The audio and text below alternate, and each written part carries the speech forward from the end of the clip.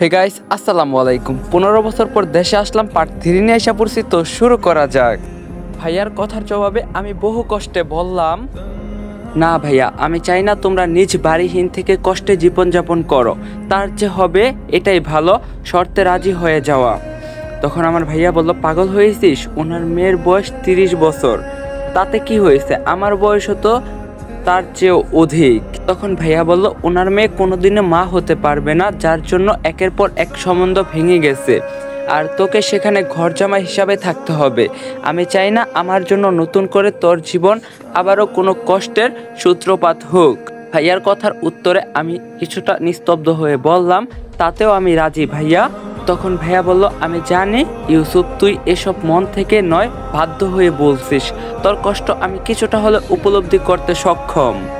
না ভাইয়া, আমি মন থেকে বলছি। তোমরা আমার অবর্তমানে আমার মেয়েকে অনেক আদর স্নেহ মমতা দিয়ে নিজের সন্তানের মতো রেখেছিলে, আর আমি তোমাদের জন্য এতটুকু করতে পারবো না। আর আমি এমনিতেই চাই না তোমরা এভাবে নিজ বাড়িহীন থাকো। তখন ভাইয়া বলল, কিন্তু। তারপর আমি ভাইয়াকে থামিয়ে দিয়ে নিজেই ফোন করে হ্যাঁ সম্মতি প্রদান করলাম। সবশেষে আবার নতুন করে এক বিবাহে আবদ্ধ হলাম, যা আমি সত্যি বলতে কখনোই চাইনি।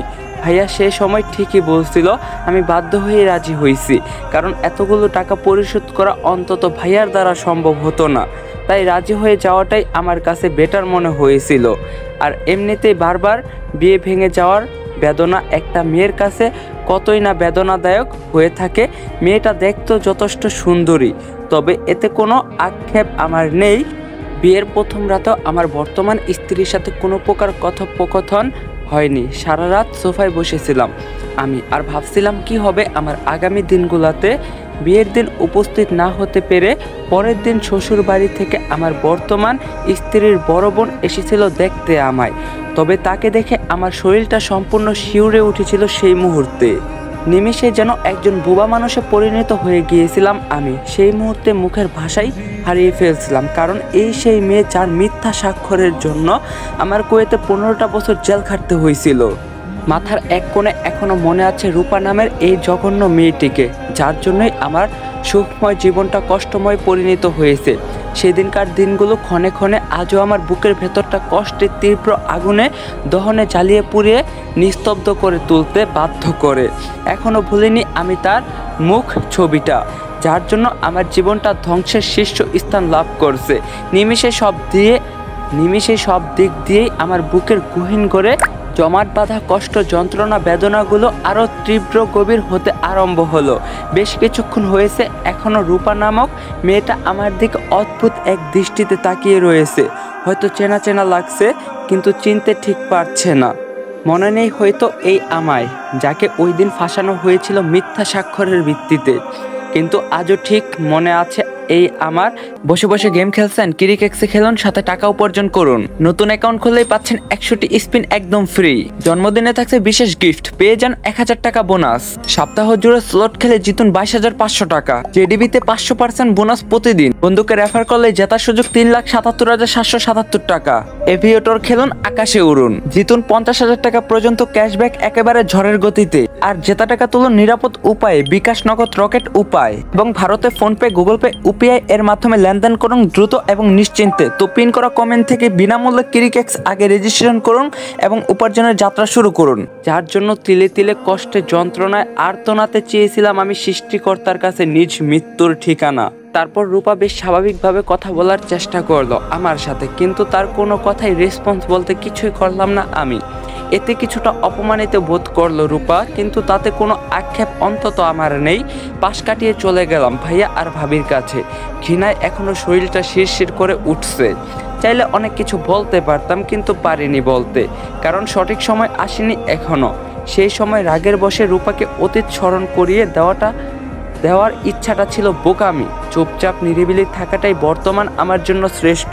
পাপিষ্ঠরা শাস্তি পাবেই, আজ নয়তো কাল। তাই বলে এর জন্য বেকুল হয়ে ওঠার কোনো প্রয়োজন অন্তত আমার নেই। ভাবতেই সম্পূর্ণ বিবির ছিলাম আমি। তারপর ভাইয়া হস্তক্ষেপ করে বলল, কি ভাবছিস এমন করে? আমি বললাম, না কিছু না। তখন ভাইয়া বলল, আমাকে ক্ষমা করে দিস, আমার জন্যই তোকে এখানে আমরাহীন ঘর জামাই হিসাবে থাকতে হবে। তখন আমি বললাম, না ভাইয়া, এতে কোনো রাগ অভিযোগ অভিমান আমার নেই। তোমরা এবার নিশ্চিন্তে যেতে পারো নিজেদের গন্তব্যে। আর কারো কোনো চিন্তা নেই আমায় নিয়ে। আজই ভাইয়ারা চলে যাচ্ছে এখান থেকে। যাওয়ার আগে ভাইয়া আমার অশ্রুসিক্ত নয়ন জড়িয়ে ধরছিল আমায়। হয়তো আর সর্বক্ষণিক পারবে না দেখতে আমায়, নিজের চোখের সীমা নাই। তারপর ভাইয়া আর ভাবি সবাইকে বিদায় জানিয়ে যাত্রা আরম্ভ করলেন নিজ গন্তব্যের উদ্দেশ্যে। ভাইয়া এবং ভাবি যাওয়ার পরপরই বাড়ির ছাদের এক কোণে এসে দাঁড়িয়ে পড়লাম আমি। এত বছর পর সেই অভিশপ্ত ঘৃণিত নারীকে নিজের বর্তমান স্ত্রীর বড় বোন হিসাবে দেখতে পেয়ে আশ্চর্যের যেন কোনো সীমা নেই আমার।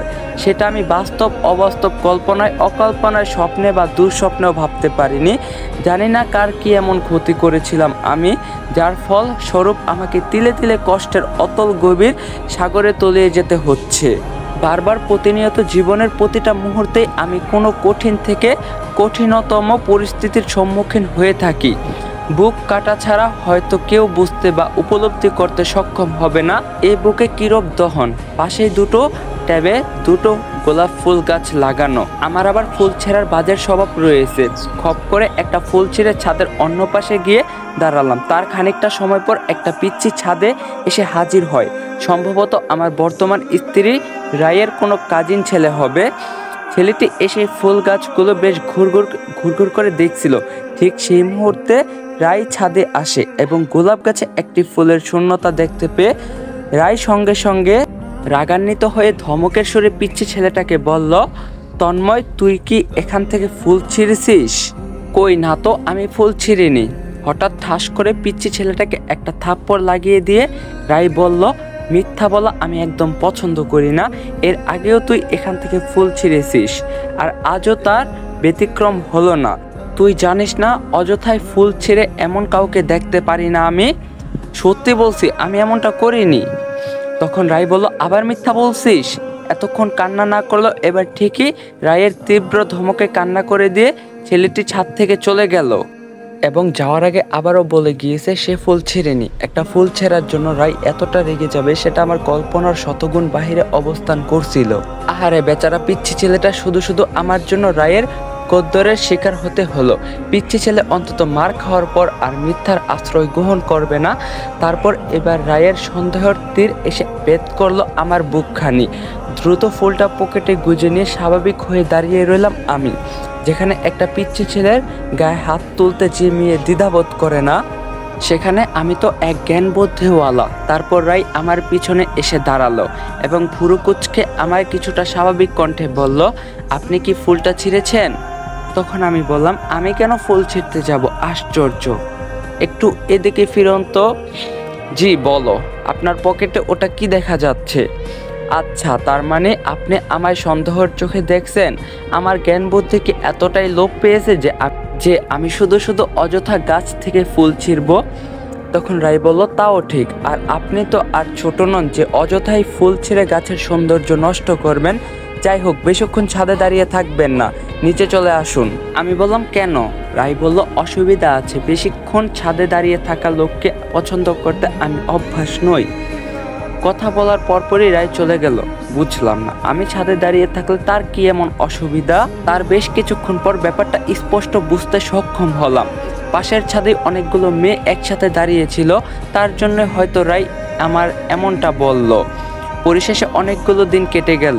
আমার আর রায়ের সম্পর্কটা আস্তে আস্তে গভীর হতে আরম্ভ করলো। মাঝে মাঝে রায়ের বড় বোন যখন বাড়িতে আসতো, তখন আমি তার থেকে সব সময় দূরত্ব বজায় রাখার চেষ্টা করতাম, কারণ বিষাক্ত সাপ আবার যখন তখন ধ্বংস করতে পারে। রূপা যখনই শ্বশুর বাড়ি থেকে নিজ বাড়িতে আসতো, তখনই আমাকে দেখলে কিছু একটা ভাবতে বিরহ হয়ে পড়তো। হয়তো কিছু মনে করার চেষ্টা করত, কিন্তু কিছুতেই মনে করতে পারতো না। সকালবেলা একটা চায়ের দোকানে বসে চা খাচ্ছিলাম, তখনই সাদিয়াকে রাস্তার পাশে একা দাঁড়িয়ে থাকতে দেখে বেশ কিছুটা অবাক হলাম। তারপর মন বারণ করা সত্ত্বেও আবার সাদিয়ার সম্মুখে দাঁড়িয়ে বেহায়াদের মতো জিজ্ঞাসা করলাম, কেমন আছো? উত্তরে কিছুই বলল না। অতএব আমি আবার বললাম, বর্তমান স্বামীর কৃতগুলো মানতে অসুবিধা হচ্ছে, তাই তো? হঠাৎ আমার এমন কথা শুনে সাদিয়া বেশ একটা অবাকে পরিণত হয়ে চোখ বড় বড় করে আমার দিকে তাকালো। আমি তাচ্ছিল্যের হাসি দিয়ে বললাম, তুমি যেমন 4 বছরের সন্তানকে রেখে অবৈধ কাজে লিপ্ত হয়েছিলে, তেমনি তোমার বর্তমান স্বামীও তুমি এবং তোমার বর্তমান ছেলে মেয়েকে রেখে অন্য এক নারীর সাথে পরকীয়া নামক পাপিষ্ঠে লিপ্ত। আমার কথাগুলো শুনে সাদিয়া নিস্তব্ধ হয়ে যায়। কপাল থেকে ঝরে পড়া ঘামগুলো দ্রুত মুছে উত্তর ভয়ার্ত গলায় বলল, তুমি কি করে জানলে? তখন আমি বললাম, সেটাই তো রহস্য। আমার ভালোবাসার যোগ্য যেমন তুমি ছিলে না, তেমনি তোমার বিশ্বাসের যোগ্য ছিল না। ব্যাপারটা কতই না হাস্যকর, তাই না সাদিয়া? গাইস, ভিডিও ভালো লাগলে লাইক করবেন, চ্যানেলে নতুন থাকলে সাবস্ক্রাইব করবেন। দেখা হইব পার্ট 4-এ। সবাই ভালো থাকেন, সুস্থ থাকেন, আল্লাহ হাফেজ।